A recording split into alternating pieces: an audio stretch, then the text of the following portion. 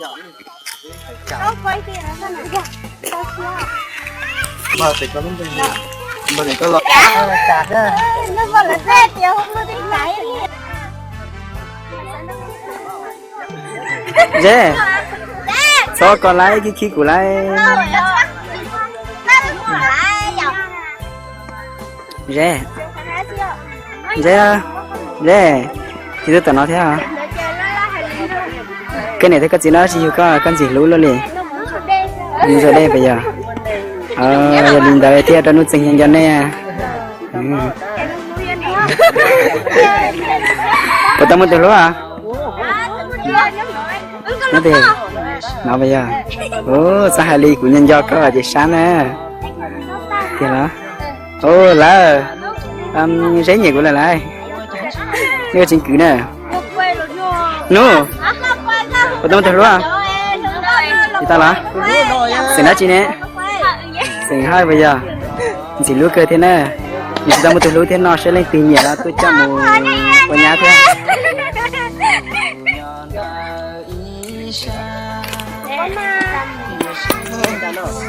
Chả, chúng nó ít chả mua.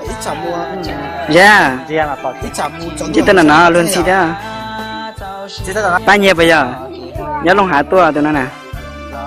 Chỉ lúa cơ thế à? Có tao mua từ lúa à? Chỉ tao mua thế nào giờ? Sao lên tới bé nhiều là chơi nên từ lúc chỉ nè. Để bé nhiều là nè. Bây giờ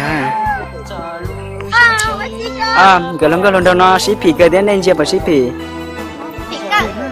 Nếu bảo xí nhẹ thế à? Nhẹ lắm. Nhẹ xíu ấy bắt đầu đúng à? Lú bây giờ. Nú cái này sao lại ra xí? Em đi tiền lúc còn nè. Sao đàn thằng mua củ sứ của xe nè. Tôi đã có thao liền. Cô hỏi lại. Nú. Con gì lúc cái nó giờ bắt tâm từ lúc thì nó.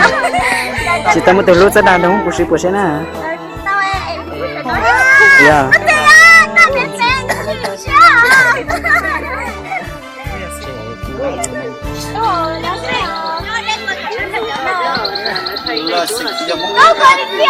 Bắt đầu.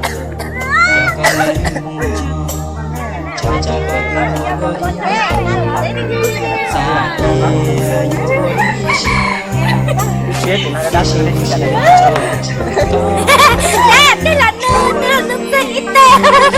Chả, chứ không có thấy được em nữa. Trộn mắt có đâu tồn á.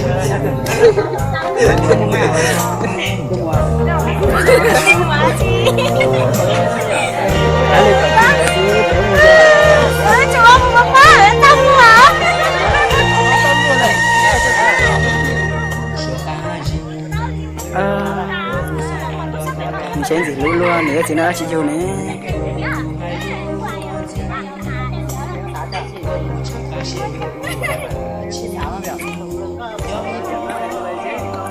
Nhìn nhẹ tụi nó rồi lo. Yeah. Punya kakak sana. Ya dia ucap muanya nak buka dia. Ketika ketika mahal.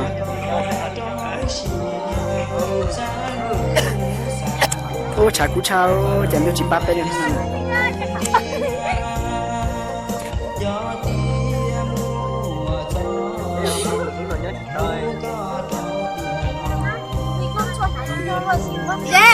Biết chắn không nào anh người ra thì là nó riêng lại cho tiền đòn đảo sân lan là mà ô tô chúng ta còn tao tôm một đó. Bây giờ tiền cái hàng hai tệ chúng ta chia sẻ tiền chúng đâu.